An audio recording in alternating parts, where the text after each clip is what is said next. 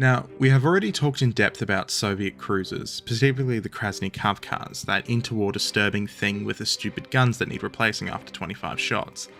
A pint-sized heavy cruiser, if ever there was one, pushed into a tiny pre-war barnacle-infested reed-covered hull that somehow, through Rasputin-level voodoo and good old horrific self-sacrifice of one of the crew half burning to death, managed to survive the Second World War.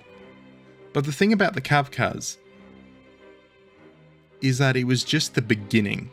The testbed for those guns, if you will, because there were in fact a grand total of 7 heavy cruisers operated by the USSR from 1939 to 1945. And oh boy were they interesting, because buckle up kiddos as we discuss the joy that was the Kirov class.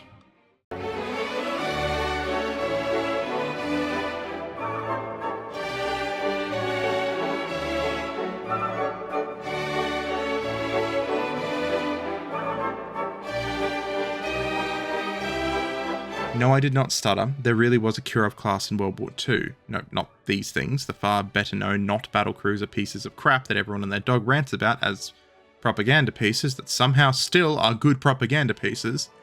They came way after. As we will about to be discovered, the Soviets aren't exactly, we'll say, creative when it comes to naming ships. These first ships, the Kirovs, were laid down from 1935 to 1938, and they entered service from 1938 to 1944, and they formed effectively the modern core of the Soviet battle fleet in the Second World War, and in many ways, they formed the basis in which the post-war Soviet Navy is built on, but we'll get into that. But first, before we get into all of this, I just want to highlight the difference between a heavy and a light cruiser, because the naming convention tends to confuse people, so the distinction only works in World War II, or more aptly, after the naval treaties that define the difference in cruisers. The difference between a light and a heavy really only comes down to gun size. It isn't armor related at all, it's purely on the guns. A light cruiser uses up to 6-inch guns, a heavy cruiser uses above 6, generally 8-inch guns. So these Soviet cruisers sporting 7-inch guns, well, they technically fall under the heavy cruiser category, hence the title, Heavy-ish Cruiser. Also, throughout this video, I'm probably going to include footage from World of Warships of the Kirovs, just because it's a great model of the ship. This is not an endorsement of the game, even though I do play it and I have run ads for them before. Happy to run ads for them again, because, you know, I still play the game.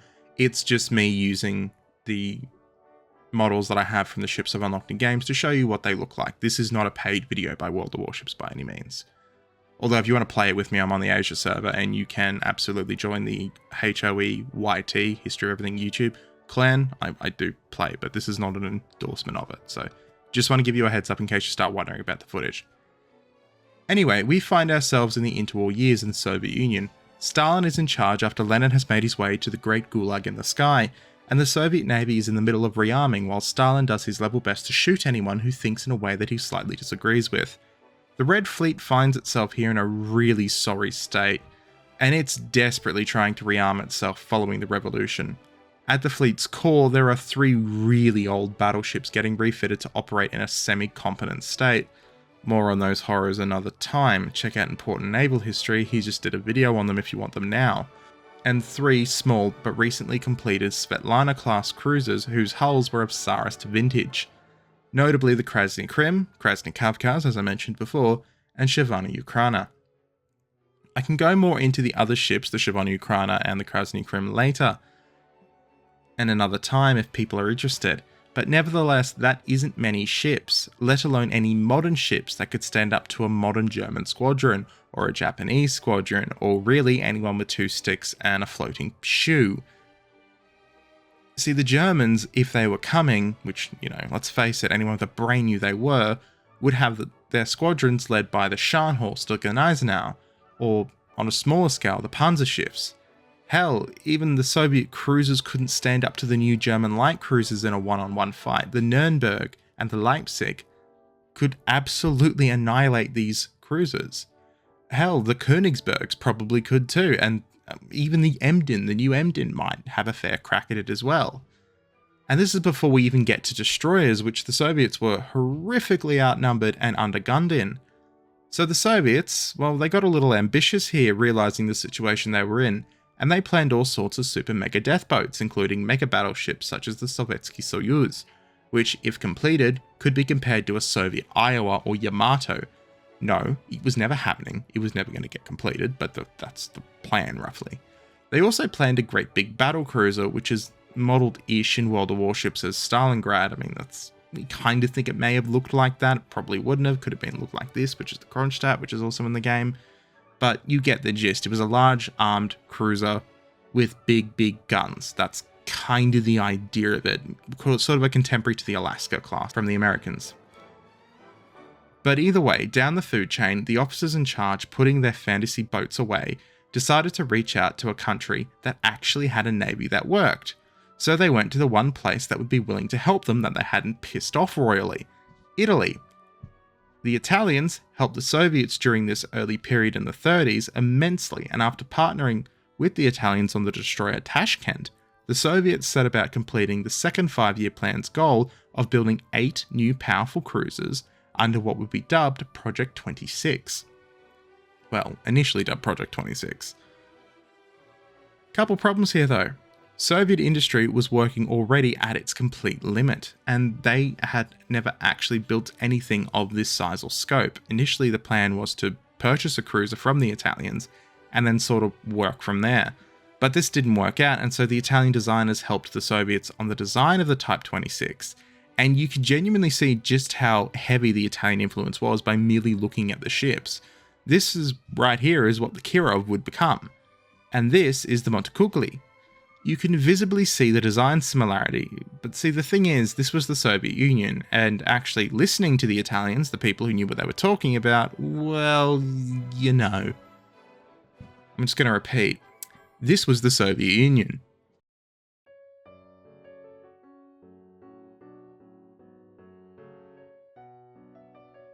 Now, I should preface, the Italian cruisers during the Second World War, the ones that Project 26 shared an ancestry with, they were absolutely magnificent ships. They were well armed, they were fast, and in all respects gorgeous, but you know, it's an Italian machine, so no shocks there that it's absolutely stunning. The first 2 ships of Project 26 had so many issues, in fact, that the last 4 would be completed to a significantly altered design known as Project 26 BIS or BIS. Kirov and Voroshilov, the first 2, for example, were constantly down at the bow and couldn't sail on an even keel because the weight was just so poorly spread. The fixes to the ships were then further delayed because Stalin again started shooting people, including shipbuilders, designers, and well, everyone he felt like. Eventually, the issues were ironed out or smoothed over through redesigns such as removing the giant mast, the tripod, reshaping the hull, tinkering and increasing the armour to prevent cracking, and the 4 other ships were laid down and completed to this revised design. They were the Maxim Gorky, Molotov, later renamed Slava when Vyacheslav Molotov fell out of favour because yes, they named ships after people who were in government at the time, incoming USS Musk, Kalinin and Kagnovich. The last ship in this class would first be renamed from Kagnovich to Lazar Kagnovich after Mikhail Kagnovich fell out of favour, and then renamed to Petropavlovsk after the second Kagnovich fell out of favour, because Soviet Union. The Kirov and Maxim Gorky would enter service in 38 and 40 respectively and would be based in the Baltic, the Voroshilov and the Molotov in 40 and 41 and in the Black Sea, and the last 2 would enter service in the Pacific. Each ship was armed impressively with 9 7-inch or 180mm guns and 3 triple turrets with torpedoes and smaller secondaries along with a catapult for a seaplane. Interestingly, due to the changes needed to actually make these ships seaworthy and not, bobbing around like a cork down at the bow, the crew number on the Kirov at launch was 692, while the upgraded Gorky required a whopping 898 men aboard, and the Kalinin 812. Eventually, the Kirov, once it was refitted and refitted and refitted multiple times, would also need a crew size in the 800s. Their Italian pedigree became increasingly obvious when you actually look at the speed though, which is a whopping 36 knots. Just like their half-cousins in Italy, they were quick. But as with all purchases and designs shared from Italy, and this is a problem that really was across the Soviet Union's fleet with Italian ships, metal fatigue became an increasing issue in colder climates, See, the thing is, Italian ships, although amazingly well designed, were designed for Italian purposes. Shocking. Italian purposes doesn't involve sailing a ship up inside the Arctic Circle. It's just not a thing, and it also doesn't have to deal with seas outside the Mediterranean. So, again, these are issues that were kind of known about, but sort of swept under the rug because there was really no one else who would help them. One of the biggest issues, like I said before, was cracking. So the hulls, just the metal not being strong enough to handle the extreme cold, and it would crack and warp. The Gnezdny-class destroyer had this issue too, with a couple of situations where large cracks would form, and in one situation, the bow of a ship completely fell off. Fell off? Yeah, that's not very typical. I'd like to make that point. The Kirovs were a decent start though, and they would each have a relatively interesting career, and given the fact that I haven't done a Russian Navy video in a while, rather than sum them up shortly, I'm going to give you a play-by-play on every single ship's career.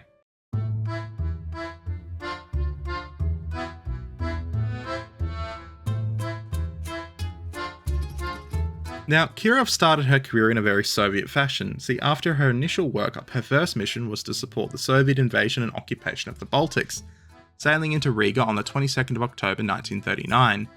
The teething issues of the new cruiser were still showing heavily at this point though, because although she technically joined the fleet in September 1938, workers were required on board well into 1939 due to the constant breakdowns and problems arising. During the Winter War, the Kirov would set sail with 2 destroyers to bombard the Finnish coastal batteries, but this was cut short when the Finns actually shot back. And shot back with alarming accuracy, because nothing beats an angry Finnish person. Not wanting to risk the new ship's propaganda value, because let's be real, losing a giant cruiser just after it's being built, it was not going to look good, the Soviets ordered it withdrawn, and it spent the remainder of the Winter War in Kronstadt needing repairs because of how accurate the Finnish gunners were in bracketing the ship. The German invasion in June 1941 actually found the Kirov stuck in the Gulf of Riga, supporting Soviet destroyers in laying mines. But again, it was stuck, it was unable to leave the Gulf because the Germans moved so quickly. So the captain and the officers aboard, refusing to allow their ship to be sunk or captured, did the only thing they could. They offloaded all their ammunition, added most of the fuel and as much weight as possible, and ran the ship through the incredibly shallow Moon Sound Channel, escaping towards Tallinn, where after taking on more ammunition, they assisted in the defense of the city. When Tallinn fell, the ship acted as the flagship for the evacuation fleet, and they made their way to Leningrad. It was in Leningrad where she would stay for most of the war, acting as a floating battery and anti-air platform, getting her guns beefed up for anti-air purposes as the war progressed. Kirov would be bombed relentlessly during the war, being damaged repeatedly, with one bomb destroying her aft funnel, her mainmast, and killing 86 aboard. The cruiser, heavily damaged, would provide gunfire support with the Soviet counteroffensives, and then would be sent for repairs. Her war was effectively over though, because of the amount of damage, and shortly after the war the ship would be damaged again by an unexploded German mine, needing more repairs. Kirov would actually stay in service as a training cruiser until 1961, floating around after 61 until being scrapped in 1974, and this ship was known for constant visits to Poland and East Germany.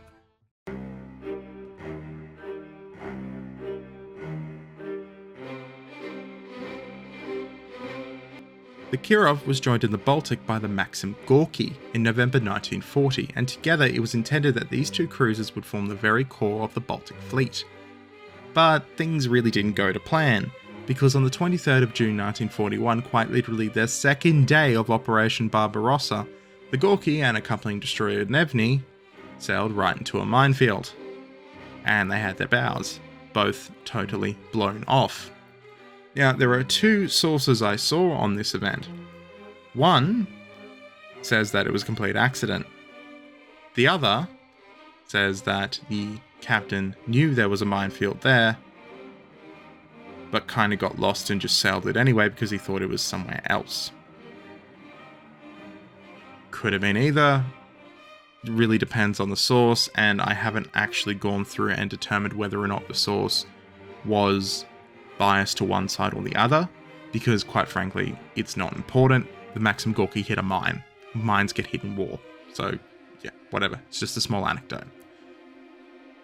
Either way, with the ship's bow blown off, the crew actually had to get and limp back all the way to Leningrad, and they did this successfully. where they had a new bow fitted after a time, and much like her sister Kirov, the Maxim Gorky lived under siege and air attack, using their guns to assist the defense of the city. Gorky would linger until 1956, actually testing the first Soviet helicopter at sea, which is quite interesting, before being scrapped in 1959.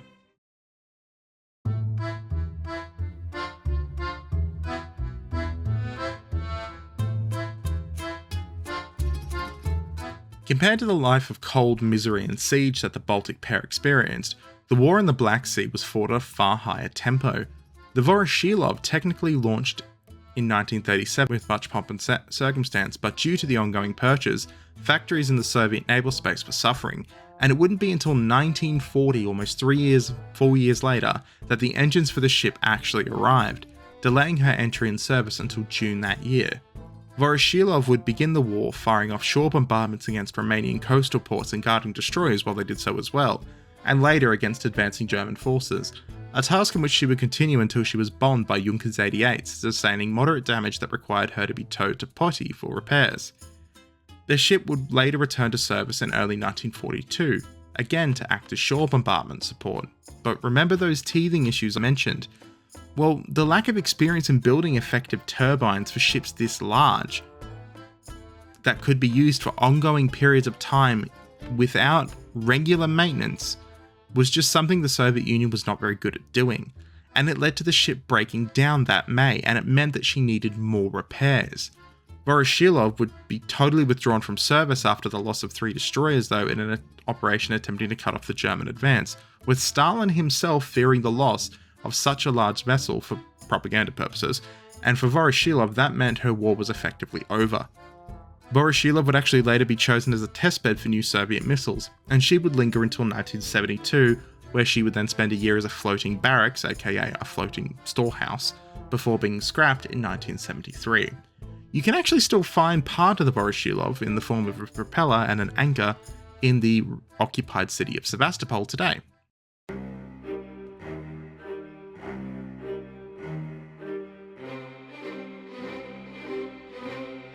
Molotov joined Voroshilov in 1941, and she actually had a unique feature being that she was the only ship in the Soviet Union at the time equipped with radar. And because of this, the Molotov was ordered to park itself in Sevastopol and act as a very heavily armed air warning station for incoming German attacks, before the German advance forced her relocation. Molotov would later be used as a high-speed transport and to bombard German forces before her stern was quite literally blown off by a HE-111 in August 1942. The cruiser was able to limp back to Patoy using her propellers to actually steer, and she was repaired in a very interesting way by welding the stern of a Chapayev-class light cruiser, the Frunz, the rudder of the Zheleznikov, the steering gear from the yet completed cruiser Kagnovich, her sister in the Pacific Ocean, who was shipped back over, and parts of a nearby submarine. The Bad Max Molotov was now ready to rejoin the fleet, but as with Voroshilov, Stalin feared the loss of the ship and confined her to port.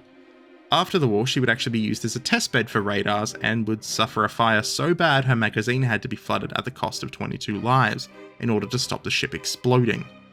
In 1957, the ship was renamed after the very human and not at all ship-like politician Molotov attempted to coup Nikita Khrushchev. The newly minted Slava, which is interesting because Vyacheslav Molotov's nickname was sometimes Slava. Yeah, okay. Would sail to Syria to show solidarity with the country during the Six-Day War in 1967 before assisting destroyer Bravyi after her collision with HMS Ark Royal. Slava, aka Molotov, would finally be scrapped in 1972.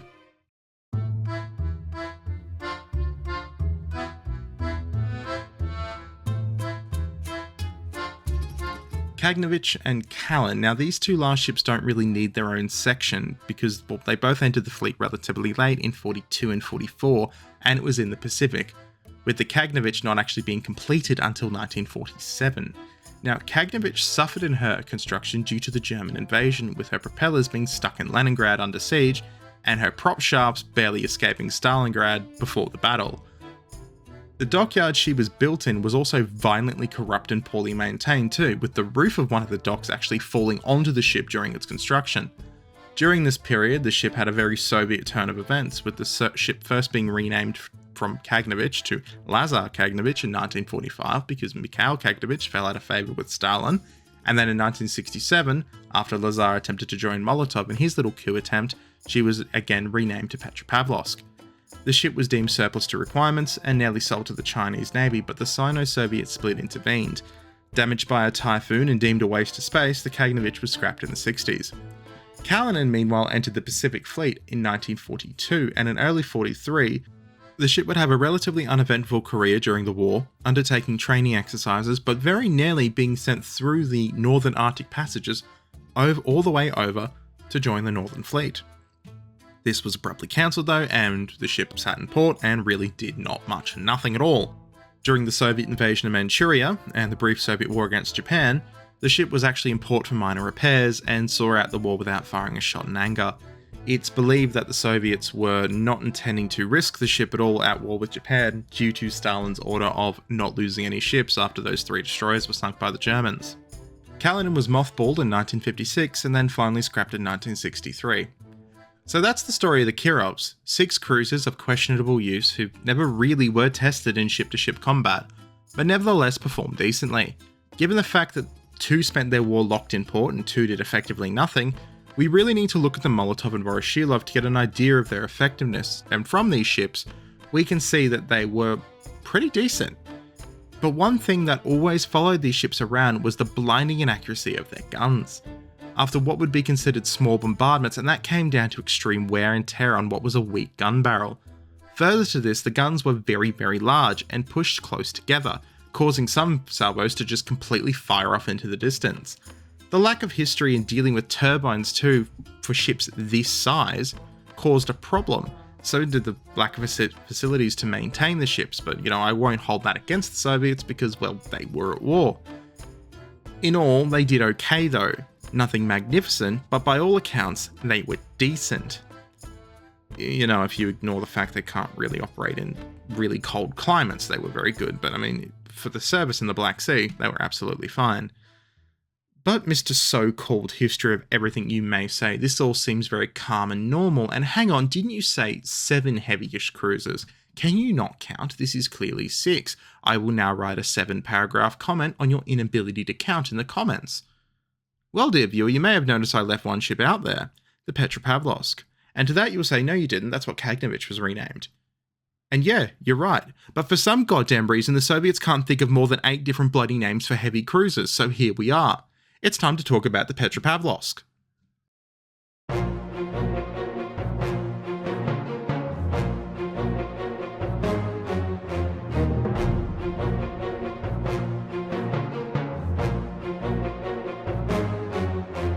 Now, back in 1939 in August, the 2 worst salespeople for the optics of mustaches got their little hate-filled brains together and decided that there was in fact room for 2 people on the podium of world's biggest arsehole.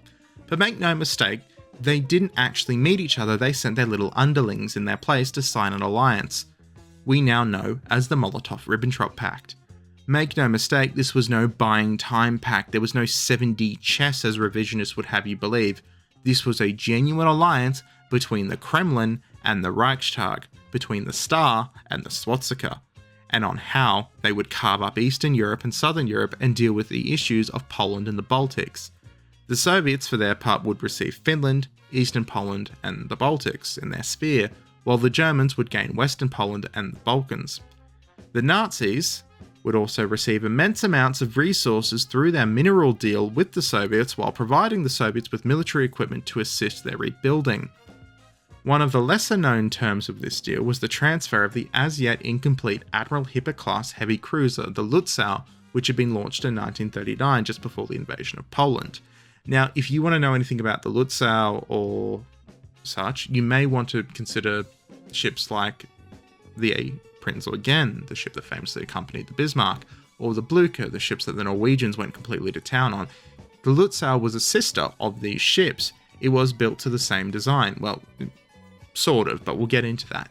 So it's actually very, very large in terms of ship size. The Lutzow was sold to the Soviet Union on the 11th of February and renamed the Petropavlovsk. Now, one thing I will say is if you go to Google this after this video, be mindful of the fact that the moment this Lutzow was sold to the Soviet Union, there was another Lutzow renamed, which was the former Panzer ship Deutschland, which Hitler renamed from Deutschland to Lutzow because he thought it would be embarrassing if a ship called Deutschland was sunk during a war, because Deutschland just means Germany. It's all very dictatorial, ego-y, but this is why so many names keep getting used over and over and over again, because I swear to God, dictators have no sense of style when it comes to naming ships. The intention was that once the ship was transferred on the 11th of Feb and renamed, that Germans would join them in St. Petersburg and they would trade raw resources with the Soviet Union in return for arms to help finish the ship. It's a pretty simple idea. The Germans would then use these raw resources to invade France, the Low Countries, and fight the British Empire. And all they had to do was help build a single cruiser. Now, although everything went to plan initially, it was always the plan of the Nazis to expand east, which, in hindsight, reading and listening to literally anything Hitler has ever said in his life, after the First World War that is, it was kind of a given. It became very obvious very fast that the Soviets were getting shafted too, as the Germans dragged their feet on finishing the ship, which was only about 70% complete at the time of the German invasion in 1941. Now, although incomplete, the crew had largely been assigned to the ship, and the Germans had begrudgingly supplied ammunition and weapons to the point where the ship could be brought into service as a floating battery. As designed, the ship was intended to have 8 8-inch guns. However, by 1941, she had 2 turrets installed, giving her 4 working guns, along with a smattering of anti-air weapons. To give it perspective, this ship weighed in at 10,000 tons semi-complete. It was supposed to be about 17,000 when finished, but hey, 4 8-inch guns is nothing to sneeze at, and it would work as a floating battery, and so the crew was ordered to prepare for war. Much of the crew naturally wasn't needed in this new role of a floating boomhouse, and many of the men were assembled in 2 companies and repurposed to serve as naval infantry, while some others were sent to ships that were scattered around the Soviet Union. The Petropavlovsk itself was towed to a mooring near Factory 189 in Leningrad and then commissioned into the fleet, bombarding the Germans approaching the city with, ironically enough, German shells fired from German guns on a German hull towards German soldiers. Hitler didn't think that one through, did he? Eventually, the German artillery found the range of the ship, and after smacking it with over 50 shells, the immobile floating battery, which asked for tugs to come and move it, and the tug captains sort of went, "Nah, we're busy," settled on the bottom, with its guns intact but everything else more than a little aquatic. The Soviets, seeing that the guns worked, ordered men back aboard. Those who weren't ordered aboard were again sent to the front, this time in a suicidal counterattack because, Soviet Union. By September 1942, the ship was repaired enough to be considered somewhat floating. That's effectively the translation I got when I read the source. It was marginally floating, or marginally buoyant was the rough translation, so go with that. Just very full of water while doing it, and it was towed into Leningrad port to be repaired a bit, where she was again, after some repairs, towed out to fire off 6 rounds at the German forces. In January the next year, the ship again provided fire support, but by the 24th of January the ship had fired its last rounds. For some reason, the ship was then renamed to Tallinn from Petropavlovsk. Don't know why, it just was, and there was a brief chance at it being completed, and the idea was, we think, by renaming it, that they were going to use it as a propaganda piece by using salvaged parts from the captured cruiser Seydlitz to try and finish the thing. Now, the Seydlitz itself was actually a bastardized Admiral Hipper-class cruiser midway into a conversion to an aircraft carrier by the Nazis, but that was also not to be, and instead the ship was used for accommodation, and then the Tallinn, aka Petropavlovsk, was scrapped after being renamed again twice in the 1950s. It kind of, it's 50-50 on what their plan was after the war. Some people say that it was going to be completed with these parts taken from the Seydlitz. There's one theory out there that the Soviets were really annoyed that the Americans got their hands on the Prinzel again because they wanted to use the Prinzel again to fix up the Tallinn, aka Petropavlovsk. But we really just do not know. It's really up in the air. We have no idea what happened. So, yeah. And that's it. The Soviets, although planning 8, managed to get 7 heavy-ish cruisers in the water in various ways just before or just after during the Second World War. It wasn't pretty, it wasn't the most effective, but they smakalkaed their way into making it work. The Kirovs, for their part, would provide excellent practices, though, to the Soviets, who would use this experience to actually build the much more large and effective light cruisers of the Chapayev and Sverdlov class. As for the Talon, or Petropavlovsk, or Lutza, or Dnieper, or PKZ-112, it's all the same ship, just pick a name and roll with it, for God's sake. Well, it was evidence of a deal made by the Soviets to help the Nazis as their allies, so it doesn't get talked about as much, but hey, one day I might just go out of my way to make a nice long video about how the Germans got so much help from the Soviets before 1941 that the war itself was prolonged purely thanks to the stupid mustache boys and their stupid alliance. I do have the book for it after all, Feeding the German Eagle, fantastic book. Anyway, I will catch you all next time, probably with another Soviet video, but I really like your input because YouTube is absolutely forcing us towards an algorithm, and I'll be honest, I don't want to live by an algorithm. I'd much rather make videos like this that I enjoy making, and I feel like when I enjoy making a video it comes across and you enjoy hearing it more. But hey, maybe I'm completely wrong and talking out my ass, just let me know. Anyway, I will catch you all next time. Special thanks to one of my supporters for sending me an amazing book that has helped with the writing of this script immensely. It was so full of information and sources on where I could get extra information. I could not have done it without you. And I won't say your name out loud because the book actually came with your real name, and I doubt you want that shared. But blame Jeff Bezos and not me for doing that. Either way, this madman also sent me the HMT Olympic. Yeah, the Titanic sister ship in 1/200 scale. So you might get a stream of that monster being built one day soonish. That or the Kuznetsov or HMS Warspite. Look, I've got a few models, okay? Maybe I'll put a poll up and let you choose between Kuznetsov, Olympic, and Warspite. Who knows? I mean, I do. It's probably not going to be the Kuznetsov for a little while because that thing was doing my head in. But I mean, I do need to get it finished. It was almost done. So, hey ho.